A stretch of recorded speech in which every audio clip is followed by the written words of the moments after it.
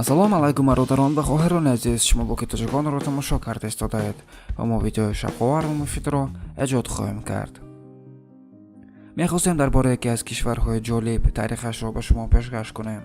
ин давлат Фалестин мебошад. дар ин давлат муҳимтарин ҳодисаҳои гуногун воқеъ шуданд. барои он ки шаҳр се динҳои бузургтарини иброҳимӣ, яъне яҳудият, масеҳият ва ислом муқаддас дониста мешавад ва дар таърихи худ ин давлат бисёр хунрезиҳоро паи сар кардааст. биёед бародаро каме маълумот дар бораи таърихи ин давлат гӯш мекунем. давраи арабҳо.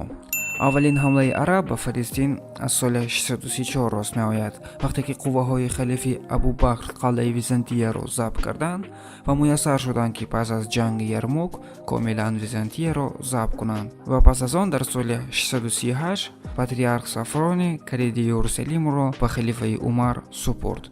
дар давраи арабӣ масҷидҳои машҳури Ал-Акса ва гунбази санг дар кӯҳҳои хонаи Иерусалим сохта шуда буданд. пас давраи салибҳо омад. дар асри 12 соли 1099 ишғолгарони аврупоӣ ба Иерусалим ҳуҷум карданд ва роҳбари онҳо Готфрид салтанати Иерусалимро барпо кард. ғайр аз Фаластин қудрати подшоҳӣ ба Лублон ва соҳилҳои Сурия паҳн карда шуданд. дар ин давра дар Фалестин қалъаҳои сершумор сохта шуданд. бо вуҷуди ин шумораи ками сарбозон дастгирии номунтазам аз Аврупо боиси суқути салтанат мегардад.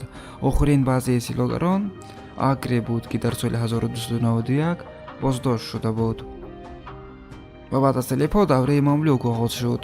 соли 1187 ба силибиён зарбаи муҳиме расид аз Салоҳиддин ки муваққаттан забт кардани Иерусалимро муваффақ сохт. пас аз он ӯ дар Миср сулолаи Аюбидро барпо намуд. аз ғалаба илҳом гирифта мамлюкҳо ба роҳбарии Байбарс қалъаҳои салибро дар шимоли Фалестин забт карда буданд. баъд таҳти ҳукмронии империяи Усмон расид. дар соли 1517 қаламрави Фаластинро туркҳои усмонӣ таҳти роҳбари Султон Салим як забт карданд. дар тӯри 400 сол он дар ҳукмронии империяи бузурги Осмонӣ буд. империяи Осмонӣ на танҳо Фаластинро, балки қисми зиёди Аврупои ҷанубу шарқӣ, тамоми Осиёи миёна ва шарқи наздик, Миср ва Африқои шимолиро фаро мегирифт.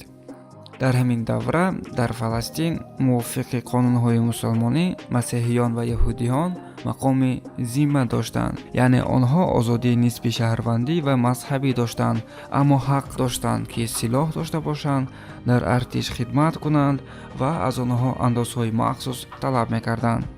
дар ин давра яҳудиёни фаластинӣ асосан аз ҳисоби хайрияҳои хориҷӣ зиндагӣ мекарданд. дар аввали асри 18 яке аз кӯшиши муҳимтарин аз Аврупо ба навсозии маркази яҳудии динӣ ва миллии яҳудӣ дар Иерусалим сурат гирифт. дар маркази ин ҳаракат устод Еҳуда Ҳасид буд, ки соли 1700 ба Иерусалим ба назди тақрибан 1000 нафар пайравони худ муҳоҷирон аз кишварҳои гуногуни Аврупо омада буд. пеш аз омадан ба онҳо ҷомеаи Иерусалим 1200 нафар, аз ҷумла 200 ашкеназро дар бар мегирифт. аммо худи Еҳуд Ҳасид пас аз ба кишвар омаданаш ногаҳон вафот кард.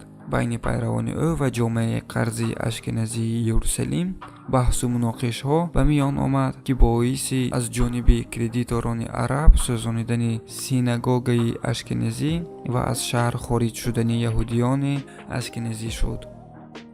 пас аз муддати ин ҳодисаҳо муҳоҷирони яҳудӣ аз Аврупо асосан дар Ҳеброн, Тиберия ва Сафед зиндагӣ мекарданд.